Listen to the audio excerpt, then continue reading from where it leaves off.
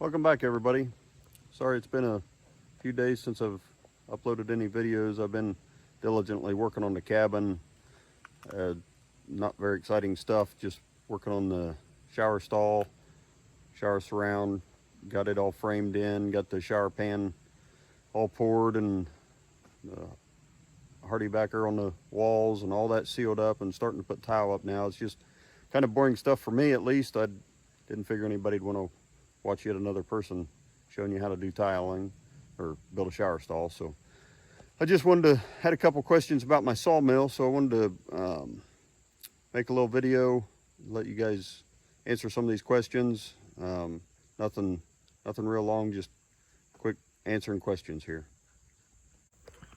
So one of the questions I received was the height of the mill, and I understand the question because I couldn't find any spec sheet from Cook's, width, height, all them spec technical details. So one of the questions was, when the mill is all the way up, what's the height, maximum height of it? And right now it's in the full up position. I've only had it in that position a couple times, well, a handful of times. I guess I grease it when I try to run it up and grease it when it's up there. These guide rods right here, that head is on some bushings inside of here. It's got a grease fitting that lubricates that, and since you rarely run in that position, a handful of times I go ahead and run it all the way up and grease it while it's up there, just to get grease on that rod. But I rarely ever get it up that high. I've had some logs that I've had to trim down with a chainsaw to get the mill to pass them, and I still didn't have it up that high. But right now, in that position, it's about 10 foot 4 inches. Now, granted, there's some sawdust built up around the tire, so but that's pretty close. I kicked a little hole down in that sawdust to try to get a more accurate measurement, but it's about 10 foot 4 inches to the top of those. There's little springs up on top of them chains. I got them protected so that they don't poke a hole in the tarp, but 10 foot 4 inches is what you got right there.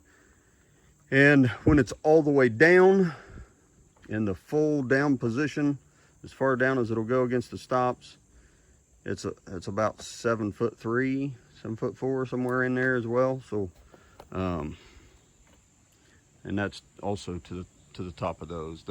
They're about the exact same height as the battery box when it's all the way down. So hopefully that answers those questions. I guess I'll grab my tape measure and we'll measure the width of it, because I've never measured the overall width. All right, so the widest point is going to be right here on the edge of the band wheel guard, and I believe it'll be the other side of that guard, but I'll throw a tape measure on it here and get that transport width, I guess you would call that, and get it hooked on there. All right, so it is going to be that adjusting arm for the blade tension, and it appears to be about 6 foot 9 inches, 8.5 inches, I suppose. So hopefully that helps you guys out as you're looking. I'll be glad to answer any questions anybody might have with this mill. They're pretty simple how they operate. The design of them is pretty simple. There's another comment that I've had is, why don't I always clamp the cant down when I'm sawing? Once I got if it's a pretty decent sized log, once I've got it laying a flat side, laying on that log bunks, you really don't need to clamp it. I mean, they don't move around much, and if they do move, it's just sliding up against the log stops over there. So I just don't waste my time clamping it. I've never had an issue. Now, if you get, as you saw can't down and you start taking boards off of it, yeah, you need to clamp it. But when it's a full-size log, and I just saw it. Once I get a flat side sitting on that log bunk deck, just keep on sawing it, flip it over. It just saves a little bit of time. I don't know if Cooks recommends that or not, but actually I think I did see in one of their videos where they don't even clamp it down all the time. It's just not necessary. You also see me sometimes, some of my videos, I might not even have them up yet, but as I'm sawing, I'll flip that cant right in the middle of sawing it instead of just sawing all the way top to bottom. What I'm doing, usually it's because the cant is starting to raise up off the deck. They'll bow up in the middle if they got tension in them. The logs will want to bow up in the middle and come up off the log deck, and by the time you get down to the last board, you'll have the last two boards, you'll have thick and thin spots in it. Poplar's pretty bad about it. Hickory's really bad about it. They just, a lot of tension in the logs.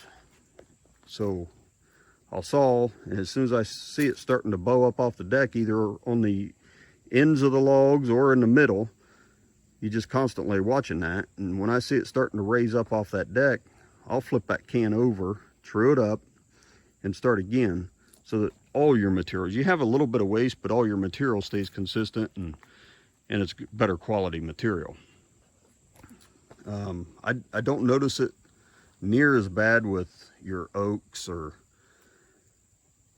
pine. I don't ever notice it with pine, but poplar tends to want to bow up off the deck when it has tension in it. And I've sawed a lot of poplar on here, and it's just little things like that I've learned. Nobody shares with you. You don't know that when you start out, and hopefully it'll help somebody out. A lot of your bigger production mills, this right here is just shallow enough that a 1-inch board, the blade will clear that.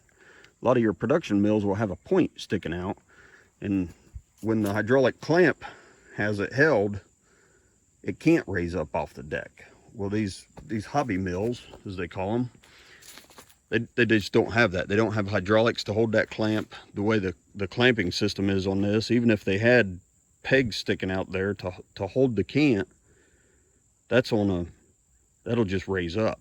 The tension of the log will still just let it raise up. So now if you had a fixed vertical clamp that just clamped the log where it couldn't pull it up, that's where that helps. But I haven't seen a hobby mill yet that has those to hold that cant down. But that's just a little something. There's all kinds of little things that you learn, and as I think about them, I'll share them with you guys. I have no problem sharing what I know. I enjoy helping other people out and helping people learn. So if you have any other questions, reach out. Remember to like and subscribe. We'll catch you on the next one.